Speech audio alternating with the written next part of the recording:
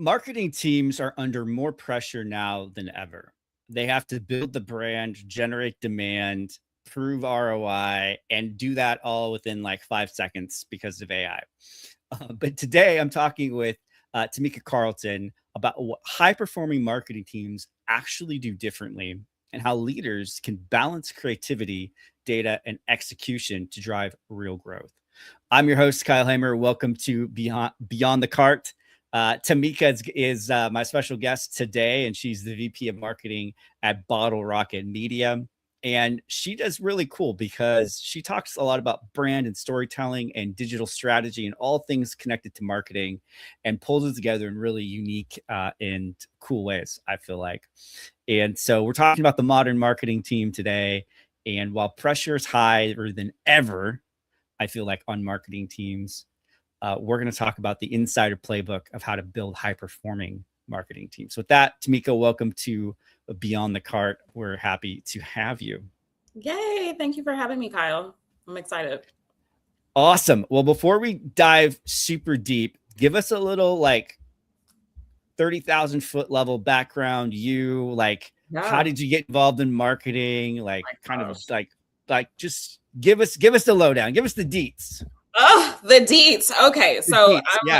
I'm originally from Seattle. I started being in marketing about 15 years ago, give or take. I like to say that I don't look that way, but the truth is I've been in the game for a long time. I really started with grassroots marketing. So I've been in the game for a long time. When we started back in the day, when we were like going door to door, and then we elevated to like mail in things that were marketing. And then now we're in this digital space. So I've really spanned the gamut from like experiential marketing, grassroots marketing, paid media. And I think that has been a key component of my success because I've had my hand in multiple pots, and I don't depend on or rely on just one element of marketing because I have expertise in all of the elements. So it's really helped me. And I've been with Bottle Rocket Media for about 6 years. It's a video production company that focuses on video production, obviously, in addition to motion graphics and paid media and video marketing. And considering this new era of life that we're in, the truth is that we're in a great predicament for video to kind of be a catalyst, if you will, for growth. And I've done SEO. I mean, I've done all of the things, and I continue to be able to lead a team, be able to create multi-million-dollar deals with leads and inbound leads, all of the things. And I think that, again, we're in a good, I've been in the game for a long time. A lot has changed. A lot continues to change. But when you are willing to evolve with the times, you see great success. And that's where I am. Yeah. Love it. Love it. Love it. So like for me, I see like marketing teams are asked to do a lot right now. I feel like you need to build the brand. You need to generate demand. You need to prove the ROI, right? You got to move fast and keep up with what's happening in AI and even with customers. Don't stress me out, Kyle. You're stressing me out. No, those are all the things that you have to do, right?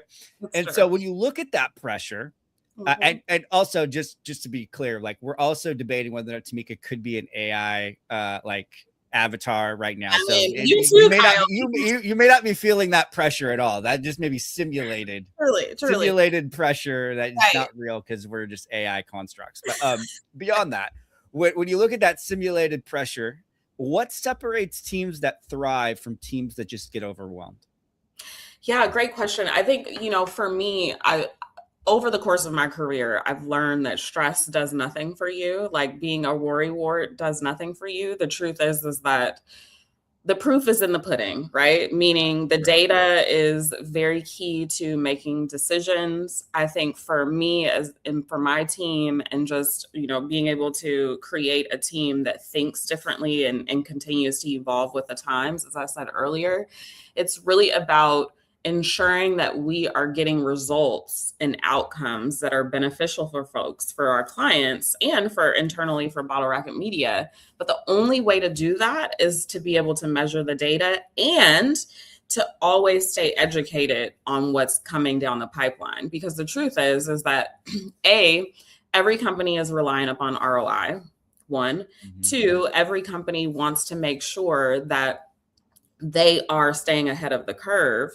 And a lot of times I've seen a lot, what has occurred is companies and clients are always adamant about wanting to produce results based on trends and not necessarily based on who they are, their unique message, how they can deliver outcomes that are valuable to them based on, again, data.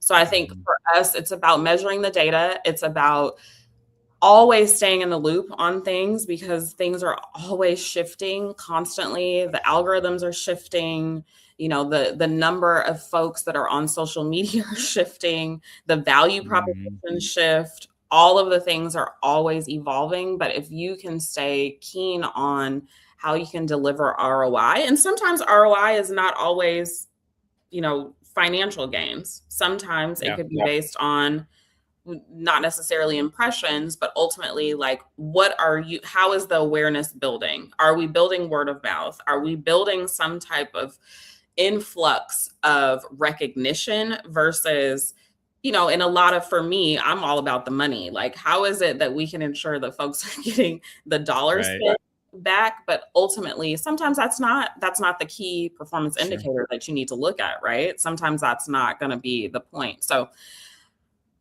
listen, it's ever changing. I don't get stressed. You would be surprised. I genuinely do not get stressed, because I think that in being able to look at data and analyze it, the facts really help you to be able to create change and be able to figure out how you can maneuver based on the data.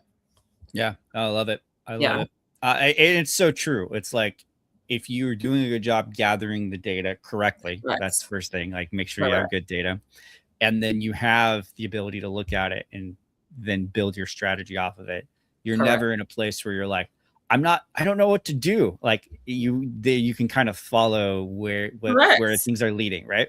Yes. And I also think too that, I found over the course of my career that people think that they're doing it right. And the truth is that they're not even accumulating the proper data, right? They're not even 100%. tracking the proper data. And they don't even know the questions to ask. They don't know what they need to be tracking. And I feel like that is where we come into play, you and I, when we're like, hey, these are the pieces that you're missing. These are the things that are going to get you to the next stage. And in order to do that, I think a lot of companies too sometimes are like, I think we got it, or maybe we don't. I don't know, until they have a conversation with someone that's asking them the proper questions. And then they're like, we actually have no idea what you're talking about.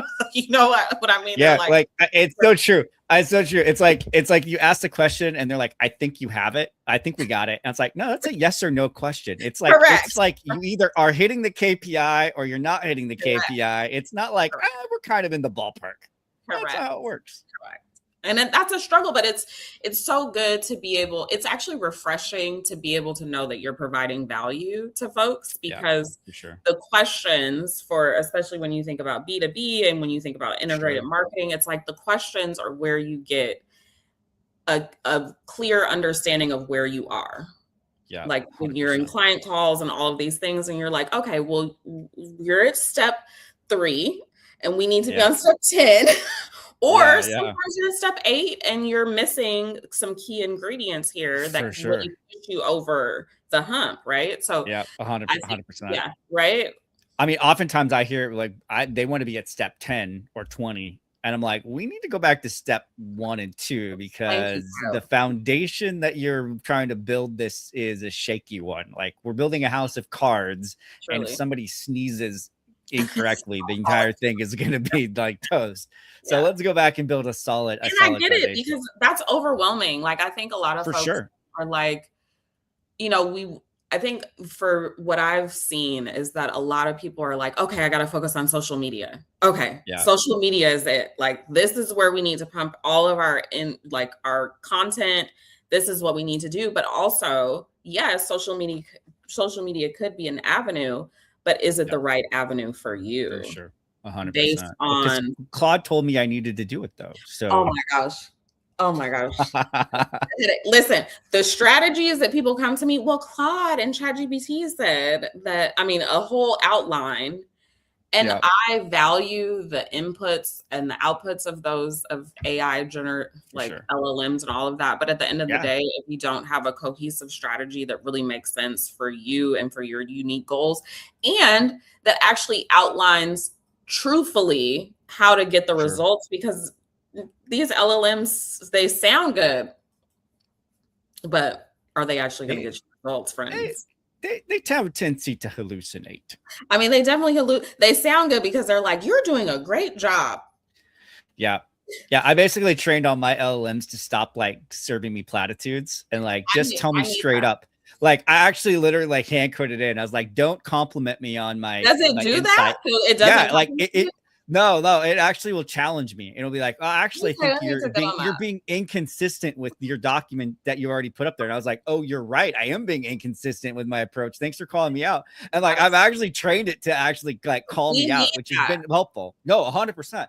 But you have to like be training Yes. it to do that because it's trained to basically give you an answer and to make you feel good because that's what people want, Yes. right? But you Completely. actually have to push back and give it the right parameters in order to I like agree. really be as valuable as it could be. But I so agree. all right, let's talk integrated marketing real quick Yeah. because you hear the term integrated marketing.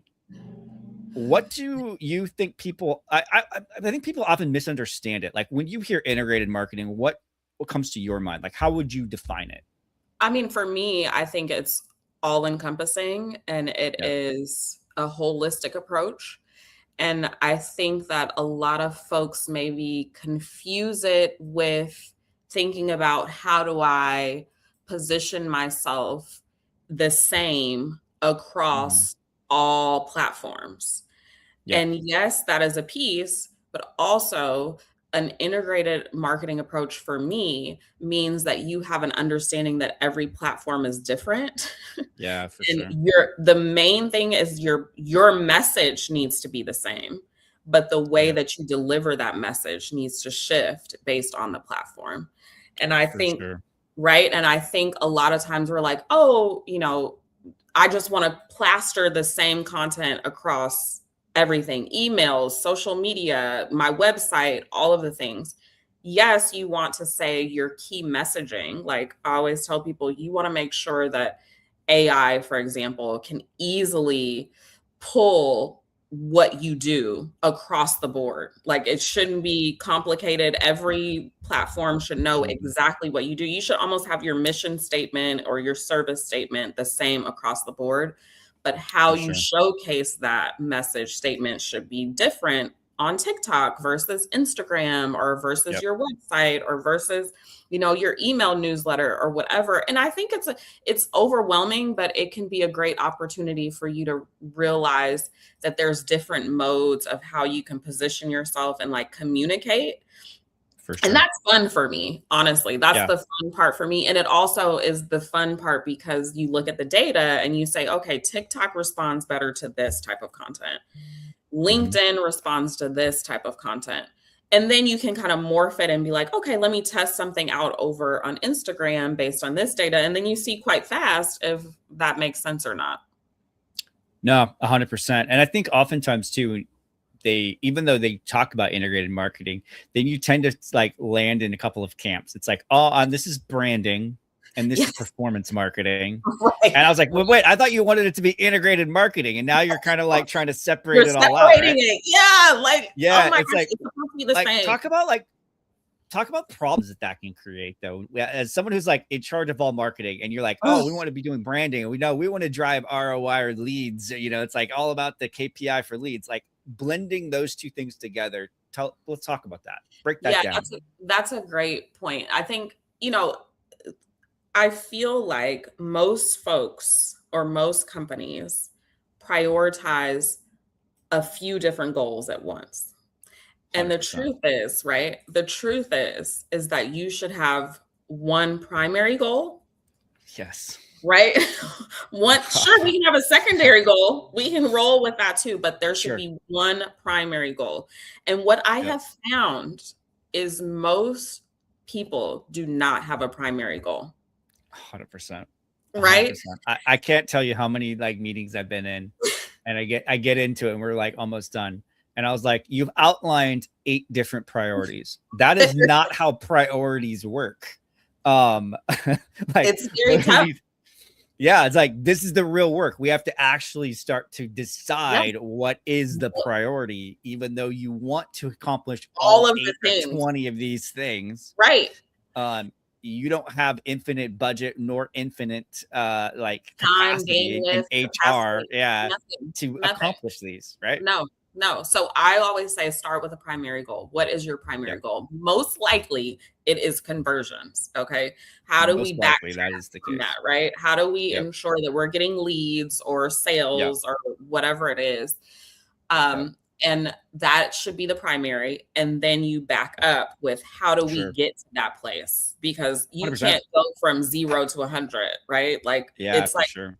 I always tell people when you're engaging with someone like at a networking event, if they immediately come up to you and they're like, hey, I'm Tamika and I sell this, you're like, I don't really want to talk to you right now.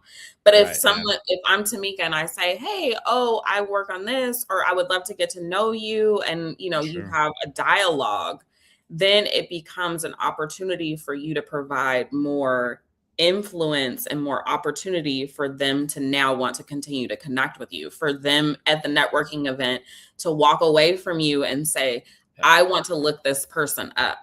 So the point is how do you get to a place where you understand as a company, you want conversions, but you can't just pump out all of the conversion content without providing value, without providing information and we're in a space now where like the touch points are almost unlimited. It's like people, lots. I mean, it's just like you have to talk to people 1,000 times before they understand what they're supposed to do. But yeah, for sure. There are a lot of opportunities for you to share who you are as a company, as a brand, share what you have to offer as a company, as a brand. And then over time, you will get access to them for them to convert. 100%. And I think that's an important thing when you're talking about priorities is clearly defining whether those priorities are a leading indicator or a lagging indicator, because oftentimes conversion is a lagging indicator of a bunch of other things that you just mentioned that sit in front of it. Right. And so maybe conversions is the number one priority, but you have to make sure you're doing all the things ahead of it to make sure that starts to happen. Yes. And most people are not. And a lot of those things are like content on social media. A lot of those things are like, do you have the content on your website? Do you have things that are explaining? Do you have resources? Do you have case studies? Do you have product descriptions? Like, I think we try to go from like, I can make the sales. I got the greatest products. I have the greatest service, which I agree with you, but no one knows you enough to know what that looks like until you explain it. And my passion is like seeing kind of the trees in the forest or whatever the saying is. You can see the forest through the trees. Forest through the trees. Yes. Okay. Like I can see some plants in a forest. I can see surrounded by trees. Help me. Okay. Yeah, the forest through the trees. That you got it. You nailed it. It's strategy. It's like you can see the big picture. Yes, like that's our job. And I think that is. It's like, where are you missing content, or where are you missing pieces of the puzzle to ensure that people have a pathway to follow versus, And I think being very clear too on if this doesn't fit your current like path to your goal, if it's convergence, right? Don't chase the shiny object that someone told you, like, oh, you have to be doing X, Y, Z. It's like you're just gonna dilute everything and you're gonna lose the momentum. It's either the shiny object or the other thing that I often see is like, well, you mentioned I gotta post on social media. Listen, I posted 10 times on social media. I didn't make one sale. It doesn't work. Correct. Well, and a lot of that is, and I get it, a lot of that is because it's not the proper content, it's not consistent, all of the things, Yeah. I think for me, I think that a lot of times we prioritize, kind of similar to what you said, the things that don't necessarily matter or are not going to move the needle effectively, right? So like, say, for example, if we have a client that comes on board and they want to focus on SEO, and we're like, okay, what's your priority goal? Conversions. Okay, great. What's your priority industry or service line? And they're like, we want to sell cookies. Okay, great. Well, your website doesn't have a landing page for cookies. Yeah, exactly. How many Girl Scouts can you recruit? Like there's your primary metric. Correct. And it's like a lot of time. And then they're like, but I was posting on social media. And I'm like, that's great. Congratulations. But also, you don't have the primary opportunity for folks to convert on your website and understand that they should be buying cookies from you. Yes. So let's start there. Yes, social media is great, but that's very unlikely to get you the sales that you want. So let's place you in the proper place for you to get the results that you want. 100%. 100%.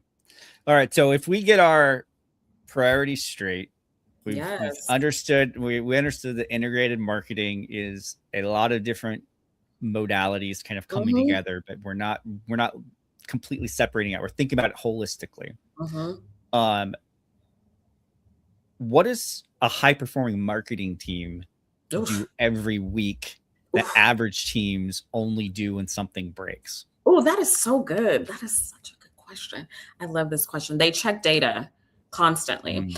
For me, like we are constantly, if it's not me, it is someone on my team, and 9 times out of 10, it's me, in addition to the team, checking all of the data across the board. So we have a dashboard that we have, and it integrates all of the social platforms. It integrates our CRM platform. It integrates, what am I missing? Google Search Console. It integrates SEMrush, like all of the things in one place. And for me, I go in there weekly, definitely monthly in addition to weekly, and we are looking at where are we decreasing and increasing? Where are we seeing shifts? And what is, like, for example, a lot of times things are trendy. So like a blog post may be really popular all of a sudden on the website, and you're like, what? Why is this? But then you're able to leverage that data and say, okay, well, since this is popular, let's pump this same content out on social platforms. And then you begin to see the continued momentum build. So I think, and same with like a lot of metrics that I've seen too over the course of the past year, I'm sure everyone can speak to this, like AI tremendously decreasing traffic to our websites and things like that. So although that used to be a metric that used to matter, now it's like, are our conversions continuing to grow and elevate even with our traffic going down? So I think a lot of times it's like, how can we pinpoint what content is working based on data? And how can we pinpoint if we need to make adjustments, if our conversions are down, if our traffic is declining, all of the things without freaking out too. I think that high performing teams, this is what I know for sure. High performing teams look at data, and they look at data as facts, and then they make a determination, and they don't stress out. Facts are just information, and just because something is declining does not mean you did anything wrong. I think that's a great point. A lot of times we look at the data and we're like, oh, like what's wrong? Exactly. What's wrong? What did we do wrong? Sometimes my team is like afraid to tell me, like, oh my gosh, things are like declining. I'm like, they're probably like, hey, look at our SEO traffic, and our impressions for SEO over the last 16 months been in this like decline across the board. But we're good at SEO. Why are we so terrible? Oh my gosh, we suck. And it's like, you have no control over that. You have no control, and there are ways to fix it, and there's ways to understand it. I think that's the point. The data provides you with factual understanding, and then you can make a move. And a lot of times I don't move immediately because so many things change and transition so quickly, and a lot of it is not going to maintain. So it's like 100%. I think a lot of high performing teams just are aware. They are aware of what's happening, and they make decisions. You have conversations too, right? Like I think a lot of folks want to immediately make a shift, and the truth is you need to have conversations. Well, what happened from last week to the week before? What did we do differently? What are the shifts in Google? I mean, Google's always changing, and LLMs are always recoding and all of these things. So it's like, is it worth it for us to immediately change a tactic versus just staying still and saying, okay, let's make sure that we regulate and continue to take a look at it over time. One of the things I've had to teach clients over the years is they get really addicted to just looking at like the week over week metrics. Oh my gosh. Right. Yes. And I've had to like really push them to be like, you need to zoom out. Let's look at like the 30-day. Yes. Let's look at the quarter. Or year over year, or year over year, right? Because we have to zoom out and get a big enough scope of data to actually make meaningful decisions. You can't make really great. Now, there are some edge cases to that. I feel like you mentioned like trending blog posts or something spikes in your data, and you're like, I want to know what's happening there, right? Like that, you want to take advantage of it. But most of the time with this data, you get better signal as you have more data and more time. And that is an important thing to kind of make sure that you're grinding into all the aspects of it. Factor in normalcies, right? Or like predictability. And I think a lot of times most companies don't have a lot of data, or they haven't really been analyzing the data. So they don't really know what's normal. It's like when you go to the doctor, you have a baseline. You know what I mean? Like you need a baseline report, so then you can say, okay, well, this is kind of normal during this phase, right? 100%. During first quarter, you may get things maybe down or whatever it may be. That's very common. And then there's a lot of brands have seasonality. So you have to know your seasons and plan accordingly, budgeting what campaigns you want to run. So and that's why it's so important to analyze data, because you could be missing where you should be coordinating all of your budget. Like you should be maybe projecting majority of your budget to certain seasons, right? So yeah, for sure. Where do marketing teams lose the most time? Thinking too hard. Yeah, I think the majority of marketing teams, I would say, this is going to be a little controversial. Yeah, are we ready for it? I'm ready. Listening to the CEOs. Respectfully, I think a lot of times what happens is that that's what makes them slow down, is they're too busy listening to the CEO. Yes, and I say this because that's not super hot take, but I like it. Keep going. Well, I say that because a lot of times CEOs come to you with like a demand. Yeah. And it is very urgent. Five. It feels correct. And they're all urgent. And they're all urgent. Non-prioritized. That's what I do to my team. I give you 5 non-prioritized urgent demands. And I think you make adjustments based on their desires, their wants, their demands. And that causes you to waste a lot of time in executing on things that are actually going to make an impact. For sure. It reminds me. Go ahead. Oh, go. No, please. It reminds me of. It reminds me of this story that I read where at Amazon, like the senior directors, well, actually, would go to like the VPs. It was like this daisy chain, but their entire days would get blown up because Bezos would send a single response email that would happen. It was just a question mark. It literally would just reply with a question mark to like the VP about some problem or something. And then they freak out. And they freak out. And everyone downstream of that like executive was now trying to solve and figure out what this one problem was to this question mark. And it was like the dreaded thing that like the story came out. It's like no one wanted to get like a question mark email because that means they had to drop everything they were working on and go figure out what this problem was to surface it. Yeah, I've learned, don't drop it. Don't drop anything. Yeah. And I'm not saying the point is that respond and give insight, but also have a clear understanding of what the purpose is, what the goals are, what the urgency is, and where your priorities are. Because listen, you as a marketer, you're responsible for everything anyways. Mm-hmm. I cannot be responsible for you ensuring that you feel better currently in this state of mind. And I think that is the key for a leader in marketing. Yes, we are required to answer to our bosses, of course, but we are also required to have a clear understanding of what we are doing and be confident in what we're doing and have things to back it up. If at any time someone comes to me and says, well, why are we doing this? I always have a why behind it backed up by data. So at the end of the day, you save yourself, whether things decline, shift, whether you're moving, and you always have the next best thing coming up, right? It's like, okay, this is here. This is why we're doing it. And guess what? We're preparing to do this as well. But I truly believe that marketing teams spend so much time trying to negate the stress of CEOs, and you end up losing out on momentum that you could build in truly making results. The times that I have told, the CEOs, like, just trust me, just trust me, just trust, based on past circumstances and based on where I know we're going. And another thing is you have to all be in alignment, right? Like, of what the goals are, what you want, all of that.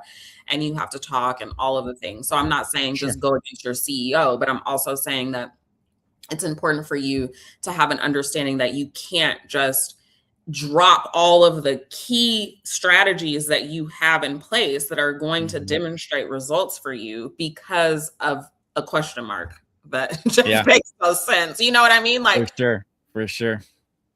Context is king, I think. And I think CEOs want the context. If you could give them the context with data, give that CEO the context with data, you're in good shape. Like I agree. That's kind of the outcome with that. 1,000%. And I feel like, something's interesting to me. So you're in video, and how do you balance creative freedom with accountability to performance? Because I feel like anytime you get a big creative like agency, that becomes super, super important. Yeah, I'm with you 1,000%. I think for us recently, what I've seen, I would say I've been with the company for about 6 years. And what I've seen over the course of the past 6 years is there has been a monumental shift in understanding ROI with creative, right? And now every creative almost has to have a rationale for how we're going to get the money back. I feel like 4 years ago, it wasn't as bad, but now it's definitely really incredibly more like tough, if you will. But I think when being a storyteller too, or being storytellers at Bottle Rocket Media, and the company also, just to kind of give context, as we were talking about context, the leaders came from the Oprah Winfrey Show. So they are naturally born storytellers, right? Amazing. Yeah. So like when you think about what a video is meant to appeal to, it's emotions, and they are aligned with that wholeheartedly. But emotions don't always create immediate results. Yes, they can create a feeling, but will they create an outcome that you want? So for me, I'm like, I always am the bearer of bad news. I'm like, this is a great idea. I love it. And we need to incorporate some things that are going to move the needle, right? And a lot of that comes down to how can we organically create or incorporate keywords? How can we make sure that the strategy aligned with the video, or the strategy behind the video aligns with the distribution? Like, how do we make sure that the creative video is going to be credibly placed properly in the appropriate platforms, right? So now when I'm on calls, Kyle, it's so interesting. This is what people want to hear. People want to hear people that understand that we're just not here to just create a phenomenal video, like a Nike commercial. No, we want to create a video that is going to get us performance. And the only way to do that is to do research and upfront, like competitor analysis and like data, structuring, and from like Are you going to be on Instagram? And is this a proper placement for your video? Or like, do we need to optimize the YouTube? And do we need to optimize the YouTube channel? Yeah. 100%. As a whole, right? Do we need to optimize the short form versus long form? And if this is long form, do we need to take short form out of it to drive more people to the longer form piece of this content? Correct. Or like, I want to create a series. Okay, great. But guess what? Data shows that most people are not going to watch your series past 7 minutes on YouTube. So like, people don't care about your series. No. Sorry. Correct. We need to put the content, the best content up front. So all of those things come into play. And I think that recently people are more apt to absorb that information, because for sure people are pinching pennies these days, I like to a certain degree. So they need to be able to provide some insight results. Yes, exactly. I feel like for me, I'm like, I love your creative freedom, and you have as much creative freedom as long as you're in these guide rails. You're like, you can be creative as long as you limit yourself. As long as you're within these guide rails, because to all the things you mentioned, right? Like the guide rails are, you need to understand what your competitors are doing. You need to understand the platform you're creating for. Those are all guide rails, right? And so it's like, if you're in those guide rails, I'll listen to like 20 ideas about getting creative, and we can, if we have the budget, let's test all 20. Like it's great. Like let's do it. But it has to fit within it. And let's maneuver based on data again, because a lot of times you produce something and then you're like, okay, well, this is what's working. Now it's working on Instagram, but not LinkedIn. Okay, what does that mean? How do we make sure that it works on LinkedIn? Let's start switching up the captions. Let's start adding a guide rail. Right? Correct. Because it's like if you built that content for Instagram, you're like, well, should we go and push this over to LinkedIn? And you're like, well, the guide rail would say this content isn't a direct, you can't just plug it and play it in LinkedIn, because it's not the same platform. So it's going to be driving, the guide rails are there to drive a better outcome. It is. Right. And to help you think through something before you actually like implement it. Right. Well, and gone are the days where everything. So that's kind of where I lean into it a little bit. Yeah.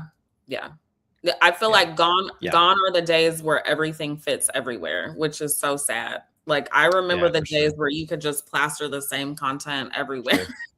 And now, which is so funny though, too, because I remember like years ago, like native advertising was like the buzzword, right? And literally native ads are just create content that looks like it belonged on the content you were trying to create, right? It's not like it's rocket science. Like if you want to create content that's good for TikTok, create content that looks like TikTok it's going to be on TikTok. I know, but I think, and that's another thing for folks, that it's like, it can be very overwhelming, because you're like, there's there's Substack, there's TikTok, there's LinkedIn, there's Instagram. I mean, and on it goes. And it's like, well, where am I supposed to be? Do a competitor analysis, figure out what's working. And also get super clear on who your ICP is and where do they live and what's driving their behavior online. And then, like factoring those things in, and then now it provides you the insight into like, I should probably be going down this pathway. Correct. And now you don't want to run away from yourself because you're overwhelmed. Exactly. And you stack rank it. Awesome. All right. Well, let's keep rocking and rolling, because we're going to run out of time. I love this conversation. So it's always great when you get on and start talking, and then it's like time flies while you're having fun. But I'm not right. Data. We've talked a lot about data and how it drives campaign performance and drives marketing teams. What metrics do you feel like are overreacted to when it comes to data? Well, it's changed.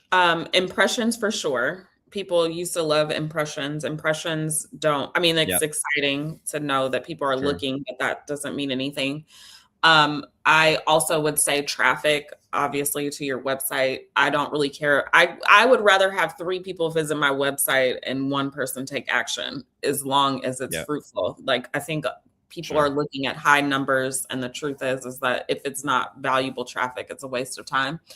Yeah. I'm a fan of click-through rate myself, across all, I mean, and obviously engagement, but click-through rate has always been super promising to me, Hmm. just because it showcases when people they see, like, Yeah. thousands of people see it and now they're willing to click on it and they are actually taking action. So that's a fan favorite for me. I Hmm. also I'm also it depends on a good day. Sure. f- but obviously everyone focuses on conversion. So conversion rate is like Sure. my Yeah. happiness. Yeah. And as long as that's going up, I'm joyful. I think those are my, and I will say, because being in a video world, Sure. we focus on completion. So like Yep. how much of the video is being watched, Yeah. and Makes you sense. can see very quickly where you need to stop investing money Right. because most people are not watching past a certain point. So you do all of this work for a 30-second video and people are only watching 9 seconds. And you're like, Yeah. I could have saved a lot of money. And or with like documentary series and things like I Yeah. about earlier, like it's true. People are typically Yeah. only watching, unless you're like you have a celebrity on or something, people are not watching your Yeah. full video. But that speaks volumes to Let's, showing you what type of yeah. videos you need to create. Unless David Attenborough is narrating your 4 hour long video, it's probably Correct. not going to be that great. It's not. And I think a lot of people, we still find a lot of clients that want to make 4-minute videos. And I'm like, but why? Sure. But why? Yeah. So the Yep. point is that those are, especially for video, are key indicators of success or lack thereof. Yeah. 100%. Yeah. It's true too, because click through rate and some of those in view are great to help you analyze the performance of that asset, right? Mhm, But then you mhm. have to put it in the context of its ultimate goal, and that Yes, is conversion, right? Because you might have some videos that have great click through rate and great but they don't convert. It doesn't convert. It like gets clicks, but there's some misalignment across sure. somewhere within that, and you have to kind of put it in context. That, and most videos don't really have a clear call to action. True. True. Like most Yep. videos, we're just yapping and hoping for the Yep. best. Yeah. And 100%. the truth is you need clear call to actions throughout your video content if you can, whether it's for engagement purposes. And a lot of that is important these Yep. days too on these platforms, because without engagement, they're not going to show your Love content it. anymore. Yeah. Yep. 100%. Awesome. All right. Well, let's move into some quick rapid fire questions. Yay. Uh-oh. I'm scared. No, I'm These are kidding. just off the top of your head. You can just rip whatever answer. Okay. What's the biggest sign a team is not aligned? Communication. What is the best sign that a team is high performing? Conversions. No, I'm kidding. That was the first It's all conversions. No, high performing. Yeah, high performing team. It's like you're not getting conversions, you're all fired. You suck. Pretty much. I think creativity and proactiveness. I would say proactiveness. What's one meeting every marketing team should have? Data analysis at least once a month. Love it. What is better input, customer interviews or platform analytics? Ooh, that's a good one. That's a hard one. I saved that one for last. Yeah, customer interviews, or I would say Platform analytics. customer interviews. And the only reason I say that is, and you didn't ask me for an ad lib, but I'm going to give it to you, Kyle. Give me the ad lib. The only reason I say that is because it's real humans, and you have succinct understanding of what they want, what is positive, what is not. Sure. And human data is more aligned than platform data. Great. Yeah, for sure. And you're going to get more insight from it. Do things that can't scale. Platform data is scalable. Talking with actual humans, not so much. But correct. I love this. Tamika, this has been absolutely awesome. My big takeaway, like high performing marketing teams are not just doing more. It's not about doing more things. It's about just alignment and getting alignment on your clarity, on your data, and on your communication, and really on what your one goal should be. and Yes, then one goal. communicating that Yes, one goal, and then yes. communicating that openly and transparently. Where should people stay connected with you? I know you have your podcast. If you want to plug Yes. that really quick, that would be awesome. And how can people stay connected with you? Yeah, thank you for that. And I agree with everything that you said. I have my podcast, The Real Connect. It's all about quality relationships, whether you're in your workplace or, mentorship, friendships, all of the things. You can find us on Spotify, Apple, anywhere you get your podcasts. And then TamikaCarlton.com, you can find me as well. And then, of course, bottlerocketmedia.net, please, if you want a video or any video marketing expertise and all of those things. It'll be less than a 4-minute video because that's what we decided it works. Or it could be a docuseries because we're really good at that. Remember, we come from the Oprah Winfrey Show, so we got the good storytelling. Or if you want a 4-hour documentary, you can have either one. Truly. There's nothing in between. There's nothing in between. It's just one or the other, right? So, I love that. Awesome. There it is. Go check it out. Thank you. Yeah. Awesome. Love it. So Tamika, thank you so much. We're gonna have to have you back on at some point in the future. Please. I would love to. Yeah. Thank you so much for having me. It was a joy. Awesome. Love it. Well, thank you everyone for joining in, and look forward to next time.